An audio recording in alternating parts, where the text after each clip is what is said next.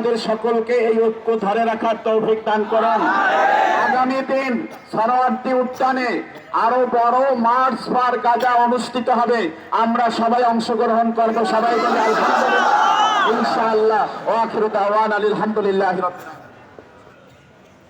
সংগ্রামী তাওহীদি জনতা, এই পর্যায়ে আপনাদের সামনে বক্তব্য নিয়ে আসছেন মুফতি নোমান বিন জাহিদ। মুফতি নোমান বিন জাহিদ, খতিব এয়ারপ্লেন মসজিদ। বিসমিল্লাহির রহমানির রহিম।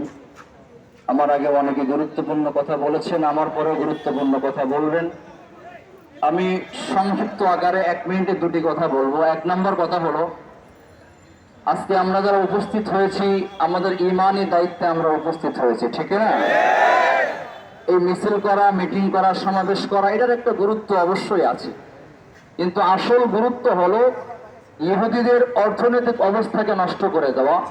এই জন্য আমি জুমায় আলোচনা করেছি, আপনাদের সকলের কাছে আমার দাবি হলো যে যে অবস্থানে আছেন, বিশেষ করে এলিফ্যান্ট রোডের আশেপাশে নেতৃত্ব স্থানীয় যারা আছেন, নেতা যারা আছেন, সমাজকে যারা পরিচালনা করেন, তারা একটা টিম করে প্রত্যেকটা দোকানে গিয়ে গিয়ে কোনটা ইসরায়েলি পণ্য এবং তার বিকল্প পণ্য কি আছে এটার একটা লিস্ট করে দিয়ে আসা এবং তাদেরকে বুঝিয়ে শুনে বলা যে তোমরা এই ইসরায়েলি পণ্য বয়কট করবা, না হলে কিন্তু আগামী 2 দিন বা 3 দিন পরে তোমাদের এই দোকান আমরা বন্ধ ঘোষণা করবো ইনশাআল্লাহ।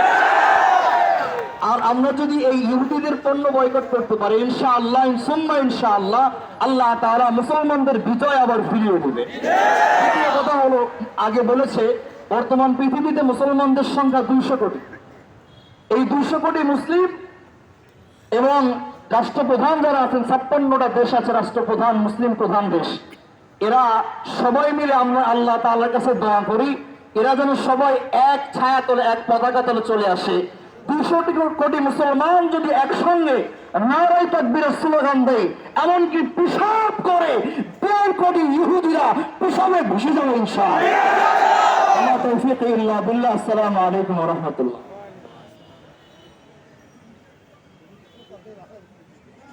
সংগ্রামী তাওহীদি জনতা, এই পর্যায়ে বক্তব্য নিয়ে আসছেন মুফতি আব্দুল্লাহ ইয়াহিয়া। মুফতি আব্দুল্লাহ ইয়াহিয়া, খতিব গাউসিয়া জামে মসজিদ। আসসালামু আলাইকুম ওয়া রাহমাতুল্লাহ। আলহামদুলিল্লাহ, আলহামদুলিল্লাহি রাব্বিল আলামিন, والصلاة والسلام على رسوله الأمين وعلى آله وصحبه أجمعين. أما بعد، فأعوذ بالله من الشيطان الرجيم.